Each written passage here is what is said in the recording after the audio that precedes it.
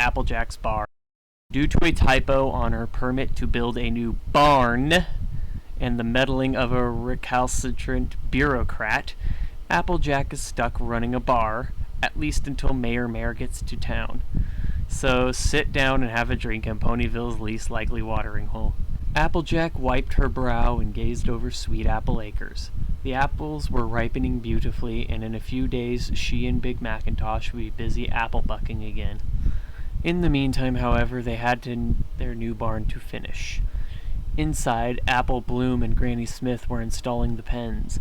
Outside, Applejack and Big Macintosh were giving the new barn a fresh coat of paint as red as her brother's coat. Applejack was about to pick up her paintbrush again when she spotted some pony approaching the barn. "Big Macintosh," she called. "We have a visitor. You get started and I'll deal with him." "Yup." The farm pony adjusted her hat and trotted up to meet the visitor, a fairly nondescript earth pony stallion with brown coat and two-tone orange mane. "Well, howdy, partner," she greeted him. "Good day to you, Miss Applejack. I'm Keen Eye from Town Hall, here to conduct your annual building inspection." He offered Applejack the official paperwork. Applejack gave the documents a quick once-over. "I'll be happy to escort you around." The apples prided themselves on the quality of everything they did and kept their buildings in tip-top shape. The inspector found no problems with the farmhouse, the old barn, the silo, or the two sheds. "There's one more thing to inspect. This permit says you've built a new bar. Where's that?" "A bar? That's preposterous. Oh, y'all must mean the new barn." "That would make a lot more sense," Keen Eye agreed. He double-checked his paperwork. "But this does say I'm here to inspect a bar." "Well, I don't know what to tell you, partner. Y'all ain't gonna find a bar on Sweet Apple Acres." "I'll go ahead and delay my inspection for a month. That will give you time to visit Town Hall and get this problem corrected." "Thank you," Applejack replied. "What do y'all mean there's nothing y'all can do?" Applejack stared down the silver earth pony behind the desk. His short blue mane was perfectly arranged on his head, unruffled by the slightest bit of hard work. The twist of red ribbon on his flank perfectly matched the name etched on the nameplate on his desk. Red Tape. "I said I simply can't ignore the clearly written words on the permit the town council approved," the stallion explained evenly. "My forelegs are hobbled." "It's a typo! It's a typo!" Applejack exclaimed. "I'm sorry. You can raise the issue when town council meets again in 5 weeks. "I want to speak to the mayor myself." "Terribly sorry. The mayor is attending Equestrian Society of Mayors and Town Managers annual meeting in Winnipeg, and she won't be back for 10 days. In the meantime, according to the permit, your bar is scheduled to open in 3 days. "There ain't gonna be a bar, partner." "I'm afraid there will be substantial penalties for failing to meet the requirements of your permit, Miss Applejack. And need I remind you the Apple family commercial license is up for renewal soon. Ponyville is generally not interested in doing business with lawbreakers." Applejack glared at the stallion, but he watched her calmly, moving some papers around his desk. She wasn't going to be able to fix this alone. "Would you be interested in requiring a copy of the regulations surrounding the operation of bars and restaurants?" he offered. "There will be a nominal fee of 10 bits, of course." Applejack paced angrily around the Ponyville library as Twilight Sparkle paged through a thick legal tome. "I'm sorry, Applejack," she finally said. "As far as I can tell, everything Red Tape told you is in accordance with the law." "I can't stand being held over a barrel like that by that varmint! That no-good, lousy, stinking varmint!" "Whoa there, Applejack," she cautioned. "Is there something between the two of you I don't know about?" "About 2 years ago, he asked me on a date. I turned him down. Ever since, our official interactions have been a mite cold. I'm sure he'd be helpful to any pony else. My only consolation to you is that the town charter grants the mayor the authority to approve changes to the official documents of a, quote, corrective and non-significant nature, unquote, subject to the approval by the town council at their next meeting. So we just need to speak to the mayor, who won't be back in town for more than a week. What do I do?" Twilight levitated several books off the library shelves. "You operate a bar. You do it in accordance with all the regulations and with the same hard work you put into everything you do, and your friends will support you. Applejack broke the bad news to her family. No pony was happy, but the apples accepted it stoically, like any problem that befell the farm family. Big Mac disassembled part of the barn's interior, freeing up the minimum required space for the tavern. Apple Bloom assembled the stall doors into a makeshift bar, and Granny Smith bought out the Apple family's special reserves to sell. They all acknowledged it wasn't as bad as it could have been. For example, the family already had tap for cider season and a soda dispenser, normally only brought out for the family reunion. Similarly, the family's picnic tables and old chairs were repurposed, but there were so many little things Applejack needed to buy. Toothpicks, olives, mixers, those horrible little cherries with all the flavors sucked out of them. All of that was bits out of their rainy day fund, a fund already drawn down to pay for the new barn. And then, of course, there was the alcohol. So many varieties of alcohol. They'd never drink it themselves, and they sure weren't going to serve their friends and family any alcohol made from Apple family apples. So much waste. Night 1. Applejack stood behind the bar but looked outside. It was still light out. She should be spending these hours bucking apples and then enjoying a hearty meal with her family after sundown.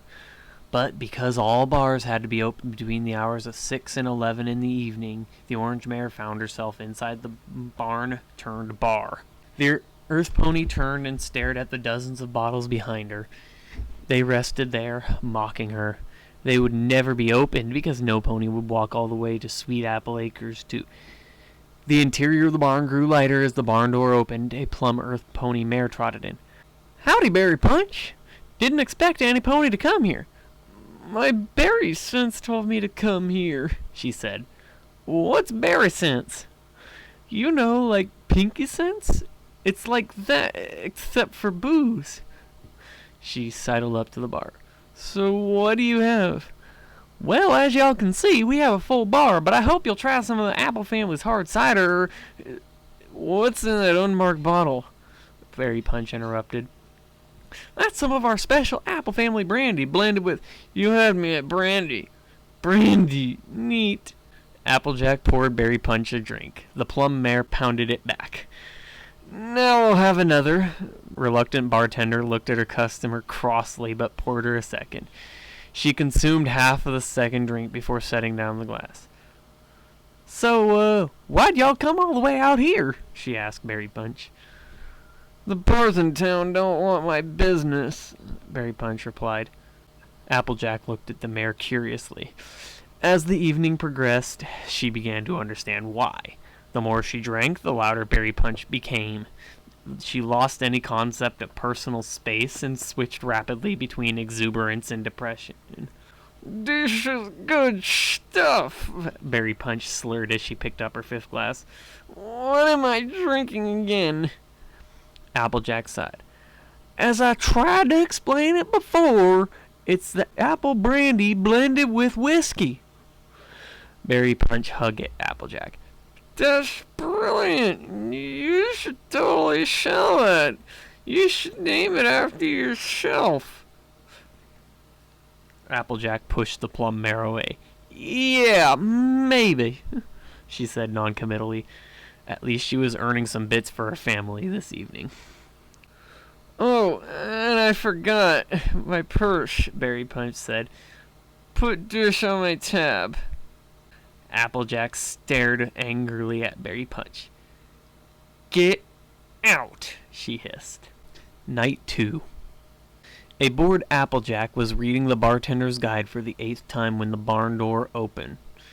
A cyan Pegasus with rainbow-colored mane flew in, executing a quick tour of the makeshift bar. "So what's this you're stuck doing?" Dash asked, taking a seat at the bar. "Yeah," Applejack said. "Never thought I'd see the day." "That makes 2 of us," Applejack agreed. "So what did the termite say when he walked into the bar?" Rainbow Dash joked. Without allowing Applejack to answer, she continued, "Is the bar tender?" She guffawed, pounding the bar with her hoof. "Dash, the regulations surrounding running a bar in Ponyville give me the right to refuse service to any pony." Okay, chill. I just thought you'd appreciate a joke. This is more like a nightmare. Let me brighten your mood by buying something. What do you sell here? Well, our specialty is apple family hard cider. We also have... Whoa, you have cider? That's not hard. That's an easy choice. Dash, this ain't cider we sell each fall. Pegasus slammed 2 bits on the counter. Cider me! Applejack cautiously uncorked a chilled bottle and passed it. Rainbow Dash took the bottle in her hoof and drank a mouthful of the hard cider. You're right! This isn't like your normal cider. This is better! It even beats fresh squeezed rain cloud after a busy day on weather patrol. The Earth Pony regarded the Pegasus suspiciously. What do you know about a day off? What do y'all know about a busy day? Took a long time to clear the clouds that drifted over the town from the Everfree Forest today, Rainbow said. I barely had time for all my other work. Uh-huh, Applejack said, unconvinced. Rainbow Dash drained the bottle and set it on the table. That hit the spot. I'll have another. Dash, this stuff is brewed for the apple family. You know, hard Earth ponies, not the lightweight Pegasus. I don't think y'all should drink this like regular cider. Rainbow Dash glared at Applejack. You saying I'm a lightweight and I'm not tough? She dropped 10 more bits on the bar. I accept the challenge. The farmer turned bartender had some understanding that biological differences made it easier for Pegasi to get drunk. She'll be asleep before finishing the 3rd bottle, Applejack thought. Rainbow Dash grew louder as she drank the 2nd bottle of cider. The Pegasus never really stood still, as if her body were telling her to move, even when she was consciously trying to remain still. But the swaying she displayed while sitting on the bar stool wasn't this familiar movement. That was awesome! More! Dash shouted. Dash, you're gonna regret it tomorrow if y'all don't stop drinking, Applejack warned. I never regret awesome, she replied as she held out her hoof. Applejack was surprised at how coherent her friend's speech remained, even as her body betrayed the cider's influence. She sighed. If there's one way Rainbow Dash was most like her, it was her stubbornness. Applejack passed over the 3rd bottle. You're gonna keep selling this, right? I'm not planning on it. 'Cause I'm gonna keep buying every day, the Pegasus continued. Her swaying grew more pronounced. Instinctual commands caused the Pegasus wings to flare out, slight movements helping her maintain her balance. Rainbow Dash finished her 3rd bottle of cider faster than her 2nd. Applejack was impressed at her friend's toughness, but was afraid of continuing to serve her. I don't think you can handle another, Applejack said. I so am, Rainbow Dash announced loudly. Y'all don't even look in any condition to sit, let alone walk. I'll show you, Dash said, her wings open. Uh-oh. The speedy Pegasus may have been inebriated, but her muscles behind her wings remained powerful. She took off, gaining elevation almost effortlessly. Applejack dashed out from behind the bar, taking some solace in the fact that her friend wouldn't be able to fly too high. Rainbow Dash flew with instinct honed by years of practice, but knowing what to do didn't help as the alcohol in her bloodstream slowed down everything. Time for a nap, Dash muttered and closed her eyes. Unfortunately, she was still in the air. The cyan Pegasus wings locked and she spiraled downward. Applejack watched her descent, worried. Please don't hurt yourself. The Earth Pony ran around, trying to stay under her friend. Not the bottles, she shouted as Rainbow Dash neared the ground. Applejack reared and caught the Pegasus in her forelegs. The two tumbled to the ground, almost smashing into the bar.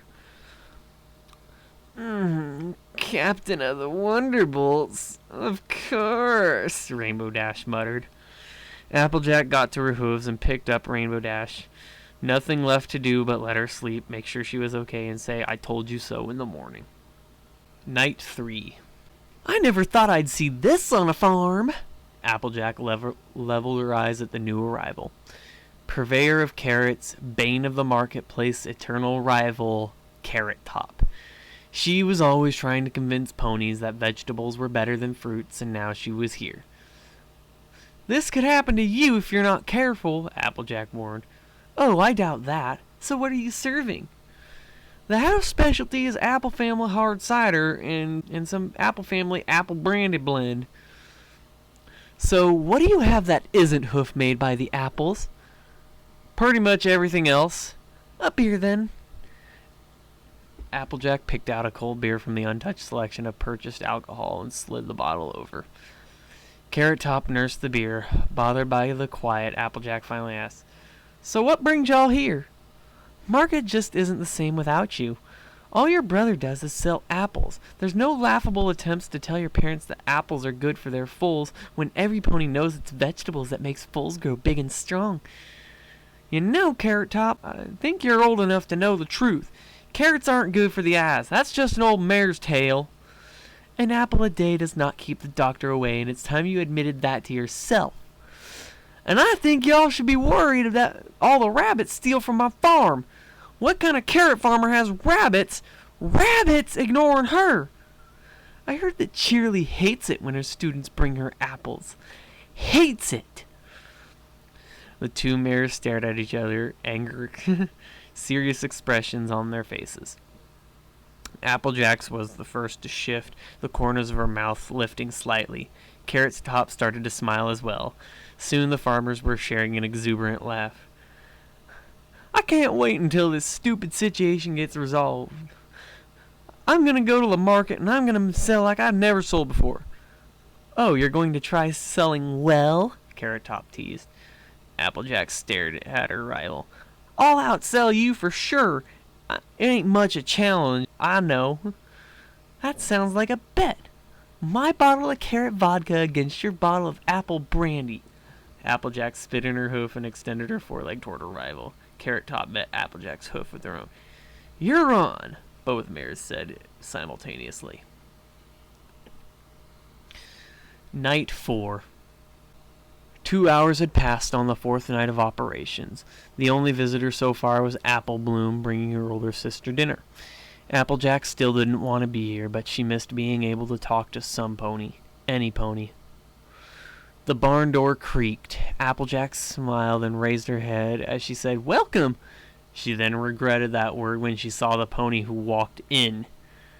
The silver-coated earth pony stallion smiled as he surveyed the establishment. Quaint," he said. "Well, how do you do, Red Tape?" Applejack said coldly. "I hope you're here for a drink." "Indeed I am, Miss Applejack. I enjoy going out for a drink on the occasional evening." He took a seat at the bar and placed 3 bits on it. "A Manhattan cocktail, please." Applejack poured whiskey and vermouth into a glass and added a dash of bitters. She added a maraschino cherry and hoofed over the glass. "That's not a Manhattan." "What do y'all mean?" "You added dry vermouth, not sweet vermouth." "What?" Applejack said. She turned and paged through the borrowed book of drink recipes. "You're right." Applejack remade the cocktail. "You know, if you want things like correctly made drinks, why aren't you drinking at a place run by some pony with that talent?" "I'm a citizen of Ponyville, interested in trying all the town's businesses." He then consumed his cocktail in silence. When he finished, he stood up, left a 1-bit tip, and said, "Thanks for the drink." The least eventful customer for Applejack's bar turned out to be the least satisfying one. Night 5. Early in the 5th evening, the barn door opened to admit the makeshift bar's 5th customer. Unlike every pony else, the Lavender Unicorn chose to sit at one of the tables, claiming a seat in the corner. "Howdy, Twilight. Y'all want something to drink?" Twilight kept her eyes on a trio of books, paper, ink, and quills as they levitated out of her saddlebags. "Nothing hard for me tonight. I'll just have a tonic water with lime." "Coming right up," the Earth Pony said. Applejack poured the drink and carried it over to her friend. "What y'all got there?" One of the books was open and Twilight Sparkle was already taking notes with her magically animated quill. "Just a little studying." The unicorn didn't lift her eye from the text as she spoke. Sugar Cube, don't y'all live in the library?" Of course. It's just that, see, Spike is shedding scales right now. It's a bit distracting. Applejack collected the 2 bits Twilight had placed on the table and headed back to the bar. Is Spike okay being alone? He's fine. It's just a lot of itching, nothing dangerous. I left him with a bottle of medicated lotion and 3 tubs of chocolate ice cream, both of which made him feel better. I guess that means he'll be okay, Applejack commented as she wiped dry some glasses. Plus, if I'm there, he'll actively complain. When he's shedding, he likes soliciting sympathy from any pony in earshot. I needed to study someplace I knew would be quiet. Twilight Sparkle glanced up when she heard Applejack set a glass down on the bar with a resounding thud. The Earth Pony was staring off into space, looking perturbed. What's wrong, Applejack? Nothing. You can tell me. Applejack shook her head. It's nothing, she said again. The Earth Pony looked back. Twilight Sparkle had pushed away her study materials. She actually closed her book and moved it to the far corner of the table. Just sit. I said something wrong and I'm sorry. But you should talk about what's bothering you. Applejack dropped the towel on the bar and took a seat opposite Twilight. You know I don't want to do this, right? I read you loud and clear when you were talking to me about this originally. Yeah, but since I'm doing this, I want to be the best I can, and this is not my best. This is a failure. I wouldn't say that, Applejack, Twilight argued. You're doing a good job in a role you've never filled before. You'll do anything to help your farm, and this experience just proves it. The way things are going, it's going to hurt my farm in the end, even if we get Mayor Bear to put an end to this.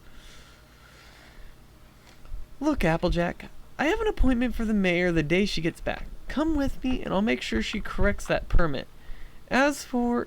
Twilight trailed off. You know, I shouldn't have left Spike alone. That wasn't a good thing for me to do, as a parental figure or as a friend. Twilight Sparkle's horn glowed, and her books and paper returned to her saddlebags. I'll see you later. And with Twilight Sparkle's rapid departure, Applejack found herself alone once again. Night 6. Applejack turned the crank of the well, drawing up a bucket of cool, fresh water. Following a day of hard work, she had always headed to the well. The Earth Pony drank deeply, then splashed her face with refreshing liquid. Her mood soured as she considered the evening of non-work facing her. I gotta get to it anyway, she mused as she walked to the new barn. What Applejack saw as she opened the door stopped her in her tracks. The entire barn had been transformed. Strips of cloth hung from the wooden walls, softening the interior and making it more intimate. Cloth tablecloths covered the table, and candle-sized magic lights illuminated the interior warmly. Additional tables had been brought in and were covered in cupcakes. Finally, the Apple family piano was moved into the barn. Pinkie Pie suddenly appeared behind Applejack. How do you like it, huh? She asked excitedly. How did you... She started before seeing the rest of her best friends step out from behind the bar where they'd been hiding. Applejack, we're here to make sure you have at least one successful night as a bar owner, Twilight Sparkle replied. I simply adore the chance to refine the decor here, Rarity said. Pinkie Pie popped out from under the table with a table of cupcakes. And we made cupcakes for every pony. She waved a hoof over her creations. We have extra salted caramel cupcakes, and extra spicy chocolate hot sauce cupcakes, and extra sour lime margarita cupcakes. Every pony will love them, and every pony will be super thirsty. We'll spread the word throughout Ponyville that Applejack's bar has been a happening place tonight, Rainbow Dash said. This is wonderful and all, but this is a mite too much. Nonsense. We're all here to help you, Twilight explained. Even your family is in on this. Rarity leaned out the door. That's your cue, she called. After a moment, she continued, Oh, don't be like that. You look fabulous. A slightly embarrassed Big Macintosh walked into the barn wearing a fine tuxedo. Your server today. You should see how many mares wanted to come when I mentioned I was planning on putting your brother in a tuxedo. Applejack was positive there was a blush hidden under her brother's red coat. Granny Smith walked into the barn. "And I'll be playing some lively tunes on that there piano," she said. Pinkie Pie entered the barn despite no pony seeing her leave. "Apple Bloom's arriving with the first group of guests! Every pony get ready to party!" she exclaimed.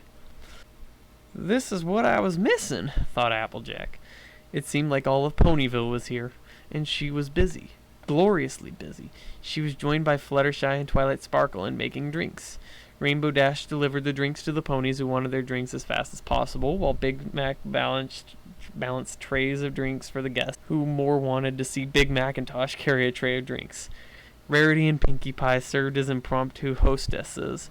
Granny Smith's collection of raucous and surprisingly bawdy piano tunes kept up the crowd's energies. Little Apple Bloom kept herself busy by bussing the dirty glasses back to the farmhouse, where Sweetie Belle and Scootaloo helped her clean them. While the two other Crusaders weren't interested in a dishwashing cutie mark, they were interested in helping Applejack, no matter whether or not that endeavor would grant a cutie mark.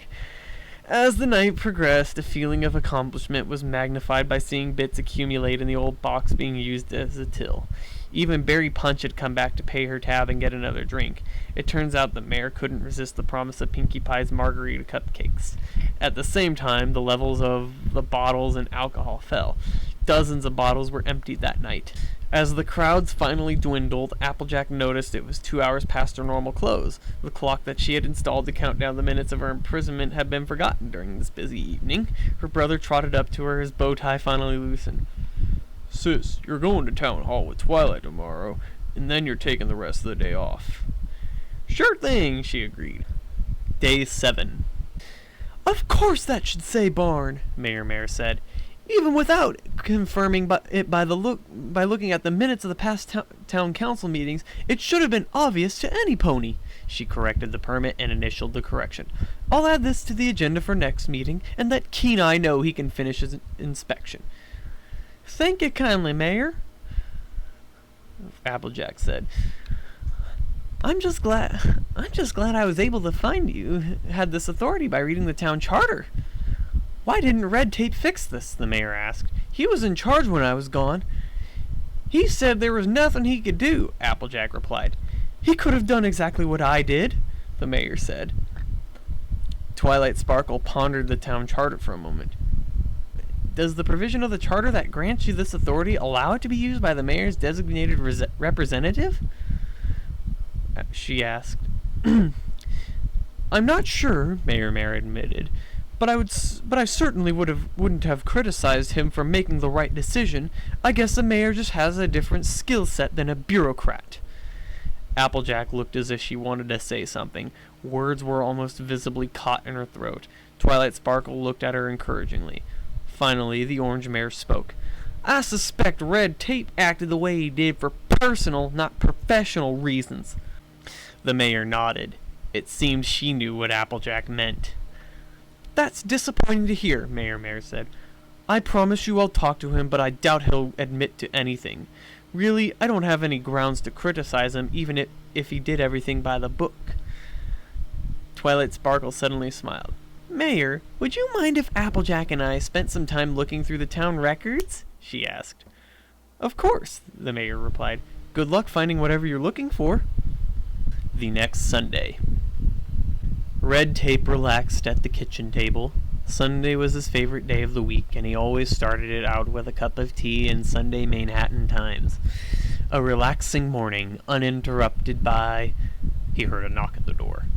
A relaxing morning. The knocking was insistent. Sighing, the Silver Stallion stood up and walked to the door.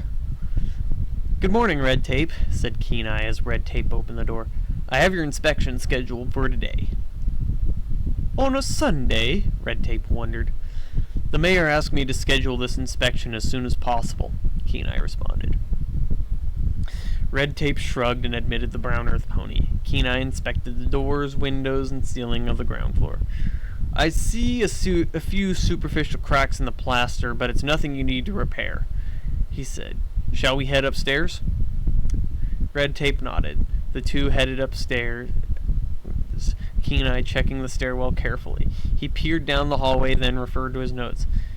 It says here you built an expansion to the second floor since your last inspection. Extended the hallway and added a bedroom and bathroom.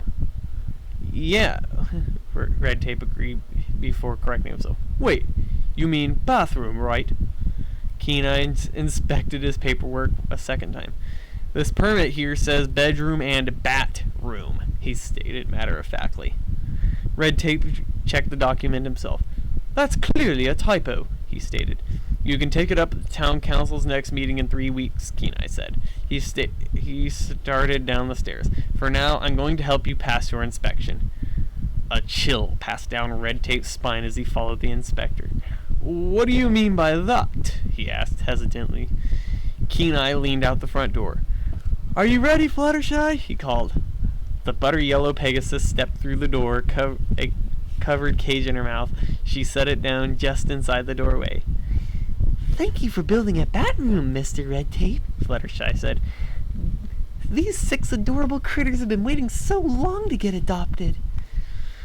Red Tape's jaw hung open. He tried to move, tried to say something, but the shock of the situation prevented him from acting before Fluttershy pulled the blanket off the cage. Hideous winged rats, beady eyes, squished faces. Red Tape started to sweat. The whole scene moved in slow motion as the Pegasus lifted the latch and opened the cages. Excited squeaking filled the air as the monstrosities flew from the cage. One landed on Red Tape's mane. The stallion passed out ingloriously. Oh my, Fluttershy said. I've never seen any ponies so excited to adopt a pet. And that's the end.